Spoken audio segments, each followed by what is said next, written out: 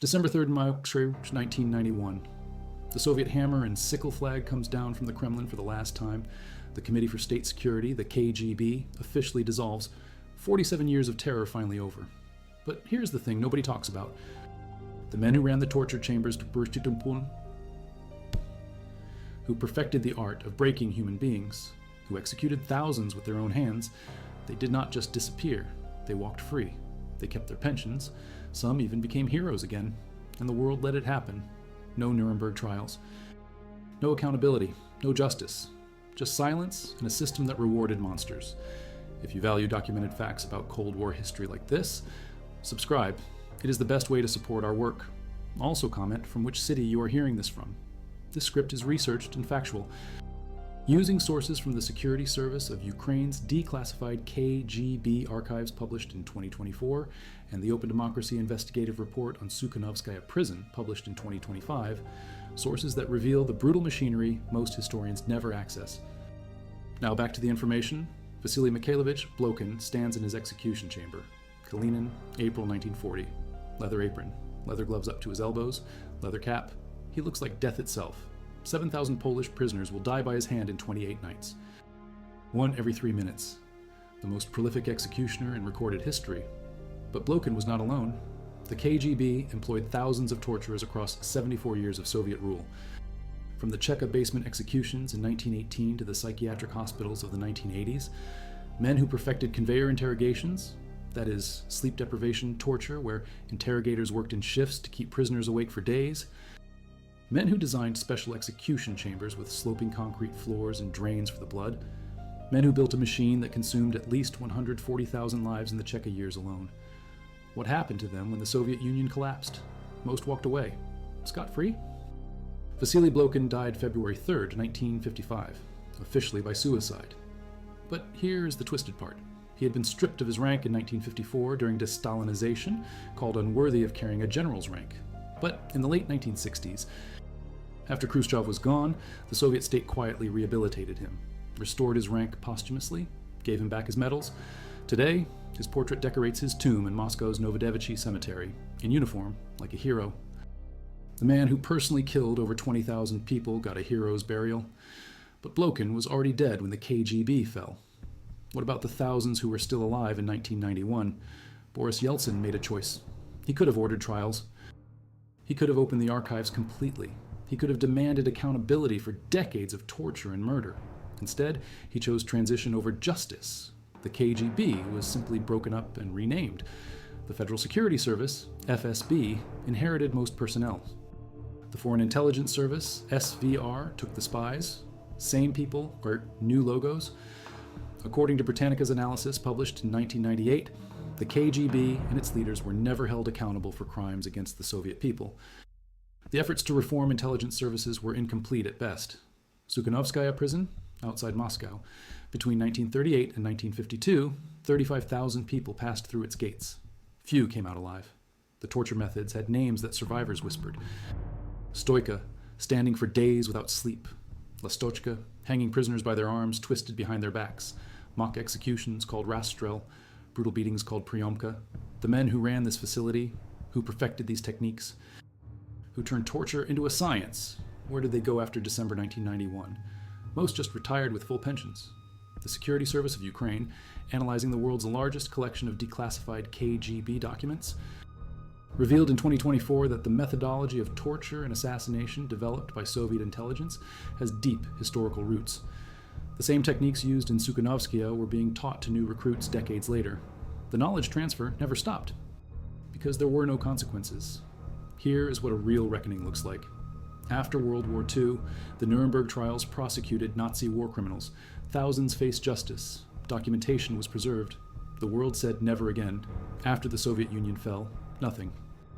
The KGB archives mostly stayed classified. Personnel files remained secret. The truth about specific torturers, their methods, their victims, locked away. But some truth leaked out anyway. In the 1990s and 2000s, war crimes trials in the Baltic states led to prosecution of some Soviet officials, mostly in absentia, for crimes against humanity.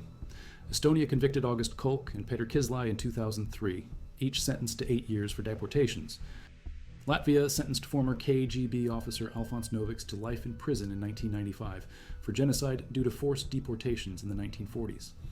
In 2019, Lithuania convicted 67 former Soviet military and KGB officials, sentences of 4 to 14 years, for the crackdown against civilians in January 1991.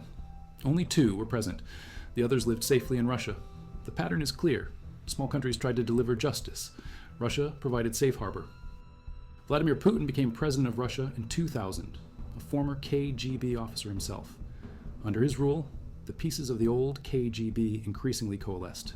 Intelligence experts confirm the FSB, SVRE, and GRU now all work in concert to support Putin's grip on power. The KGB never really died. It just changed its name. But what about the individual torturers?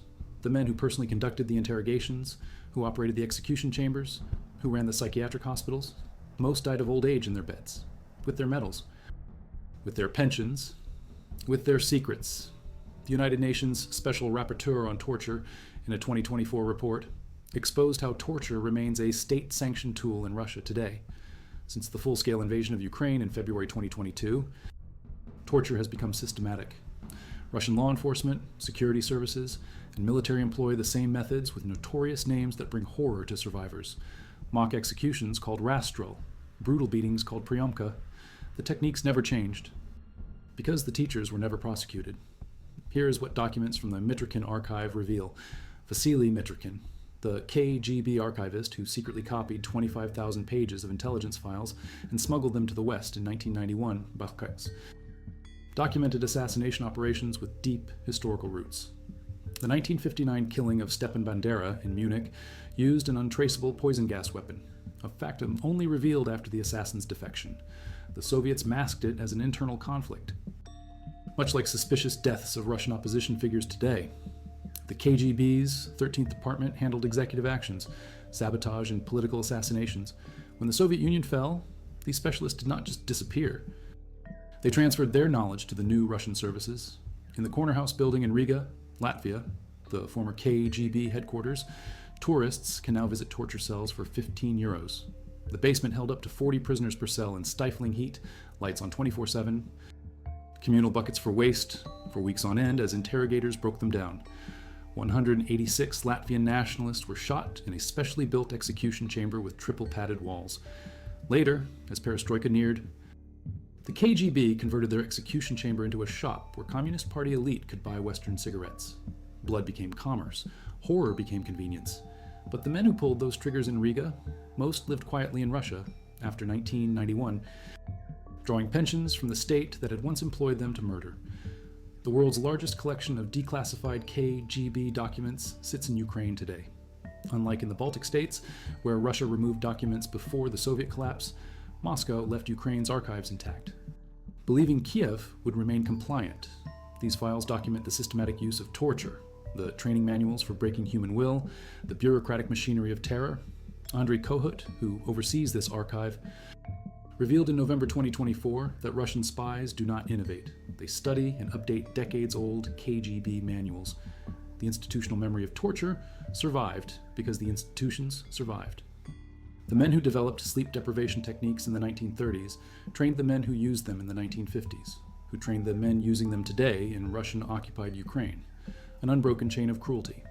Consider the scope. According to historical records, the KGB employed over 480,000 personnel at its peak, including 200,000 border guards. Researchers estimate the number of informers in the millions. Not all were torturers, but thousands were. Men who spent careers perfecting the art of human suffering. When December 3rd, 1991 came, they simply switched uniforms. Most Soviet executioners did not survive into old age, according to research on Stalin's secret prisons.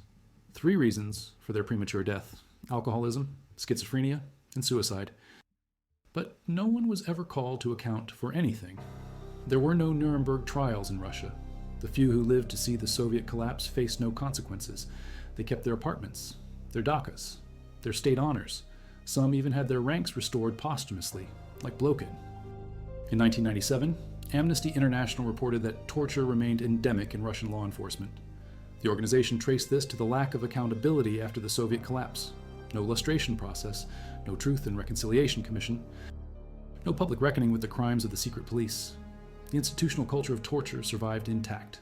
Today, the Russian government engages in historical negationism. Russian media refers to Soviet crimes against humanity as a Western myth. In Russian history textbooks, the atrocities are either altered to portray the Soviets positively or omitted entirely. In 2017, Vladimir Putin criticized the excessive demonization of Stalin by Russia's enemies. The torturers won the battle for memory too. But here's the final, coldest truth. Recently discovered documents reveal that the Kremlin kept detailed personnel files on every KGB officer, including those who conducted torture and executions. These files contain names, assignments, methods used, body counts. The Russian state knows exactly who did what to whom. And they have chosen to protect them all. In Moscow's Donskoy Cemetery, a short walk from where countless torture victims' ashes are buried in unmarked graves, Vasily Blokhin rests under a beautiful marble monument, his son and wife beside him. No mention of the 20,000 lives he took, no acknowledgement of the Polish officers he executed in 28 nights of industrialized murder, just flowers and dignity for history's most prolific executioner. Ivan Serov became the first KGB chairman in March 1954. Before that, he had overseen the deportation of entire populations: Crimean Tatars, Chechens, Ingush. Over 1 million people loaded into cattle cars and shipped to Central Asia. Serov personally designed the operation. He called it prophylactic cleansing. When the Soviet Union collapsed, Ivan Serov was already dead, but his protégés were not. They had learned from him the systematic approach, the bureaucratic precision, the complete lack of mercy. Alexander Shelepin ran the KGB from 1958 to 1961. Under his watch, the agency perfected new techniques. Psychological torture replaced physical beatings in many cases, drugs, sleep deprivation, sexual humiliation, mind-breaking instead of bone-breaking. Shelepin called it modernization. He lived until 1994, never faced trial, never answered questions, died peacefully in Moscow, surrounded by family. Vladimir Semichastny succeeded Shelepin, serving until 1967. His specialty was crushing dissent before it spread. Mass arrests of intellectuals, show trials with predetermined verdicts, forced psychiatric commitments for political opponents. Semichastny understood that fear worked better when it seemed medical, not political. He died in 2001, age 84. Natural causes, the pattern holds across decades. KGB chairman, deputy chairman, department heads, regional commanders, they all lived full lives after their service ended. No international manhunt, no war crimes tribunal, no reckoning. But what about the men who did the actual torture? Major General Oleg Kalugin served in KGB counterintelligence for over 30 years. He specialized in turning foreign agents through a combination of blackmail and brutality. His methods were so effective that Moscow used him to train a new generation of interrogators. Kalugin wrote the manual on psychological pressure techniques, still used today. When Kalugin finally defected to the United States in 1994, he revealed the scope of KGB operations. Thousands of agents, hundreds of safe houses, dozens of execution sites.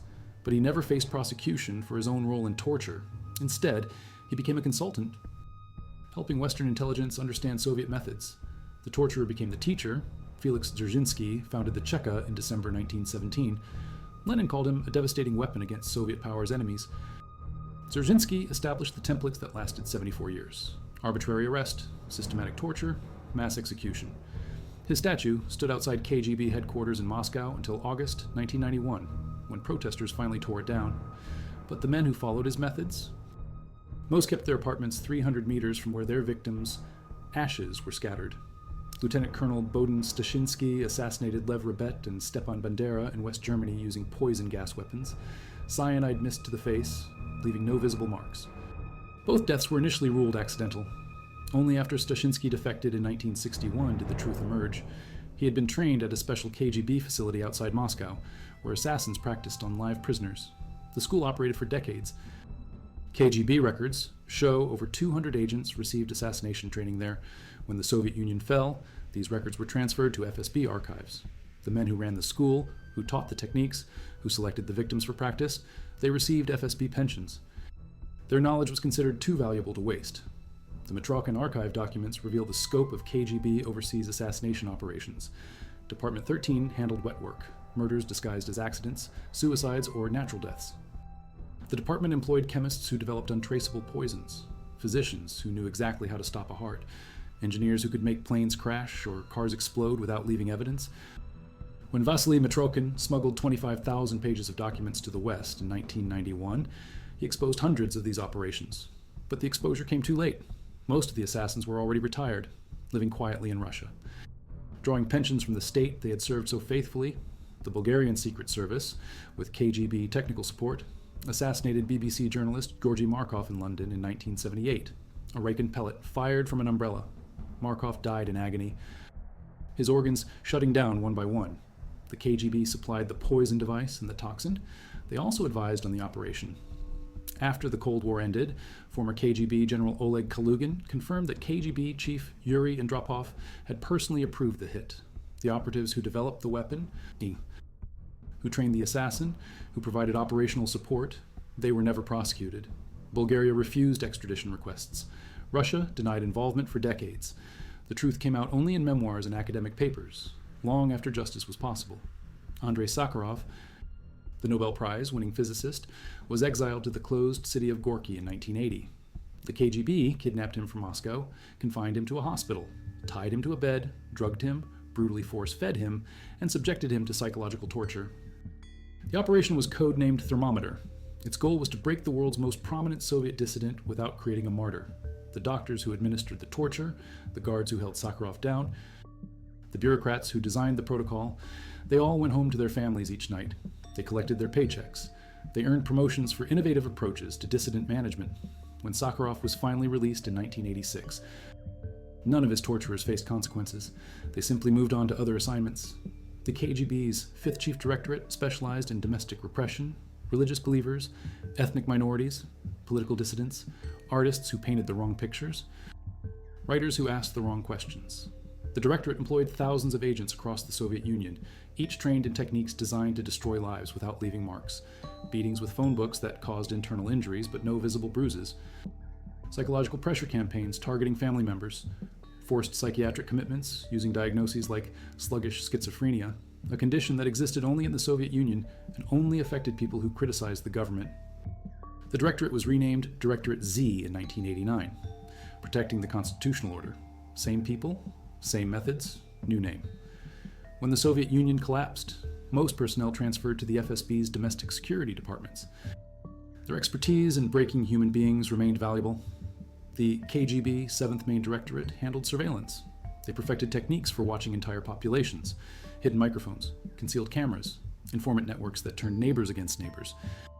The Directorate employed over 50,000 agents by the 1980s, creating a surveillance state so comprehensive that privacy became extinct. These agents photographed people in their most intimate moments. They recorded conversations between husbands and wives. They built files containing every embarrassing detail, every moment of weakness, every secret shame. The files were used for blackmail, for recruitment, for destroying lives when necessary. When the surveillance state collapsed in 1991, the agents kept their files. Many started private security companies or detective agencies, monetizing decades of experience in human manipulation. The skills transferred seamlessly to the private sector. But perhaps the most chilling example is the KGB's medical experiments. Department 12 developed truth serums, mind control drugs, and enhanced interrogation techniques using unwitting subjects. Prisoners, patients, dissidents, anyone the state considered expendable became test subjects. Dr. Boris Yakovlev worked for Department 12 for over 20 years. His specialty was developing drugs that could break down psychological defenses without leaving detectable traces. He tested compounds on hundreds of subjects, documenting which combinations caused hallucinations, which induced compliance, which simply caused death. His research notes, discovered in KGB archives after the collapse, read like medical journals from hell, clinical descriptions of human suffering, precise measurements of pain thresholds, mathematical formulas for calculating psychological breaking points. Dr. Yakovlev died in 2003. Age 79, he had spent his retirement consulting for pharmaceutical companies. His research lived on. The scope becomes clear when you examine the numbers. The KGB employed over 480,000 personnel at its peak, but that includes clerks, drivers, cooks, janitors. The core interrogators, torturers when executioners numbered in the thousands. Conservative estimates suggest at least 5,000 Soviet citizens made careers from inflicting systematic suffering on others.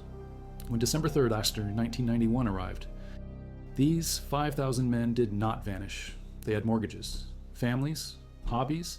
They needed incomes. Most found work with the successor agencies or private security firms. Some became consultants.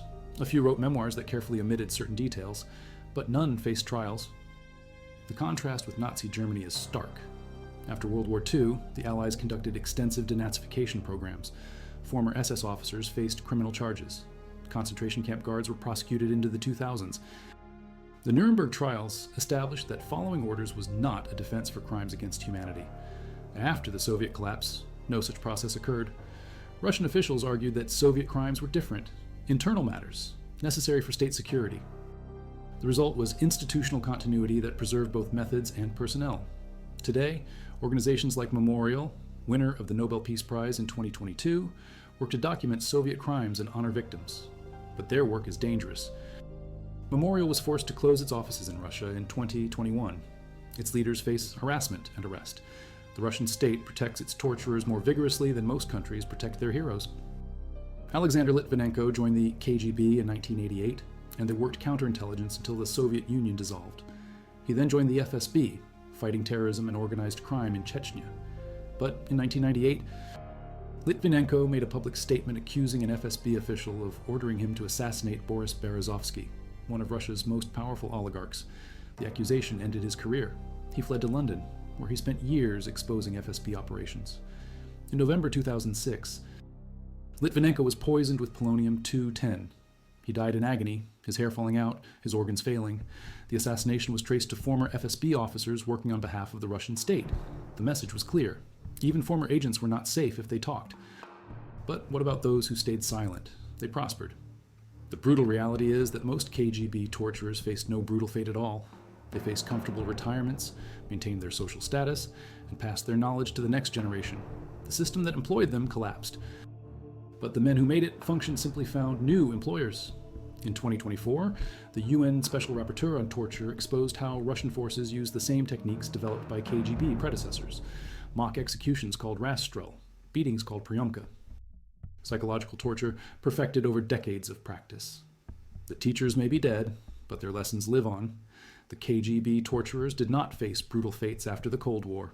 They faced comfortable retirements, state pensions, and the protection of a system that valued their expertise more than their crimes. The only thing brutal about their fate was that there was no reckoning at all. Justice deferred became justice denied, and the machinery of suffering simply changed its name and continued operating.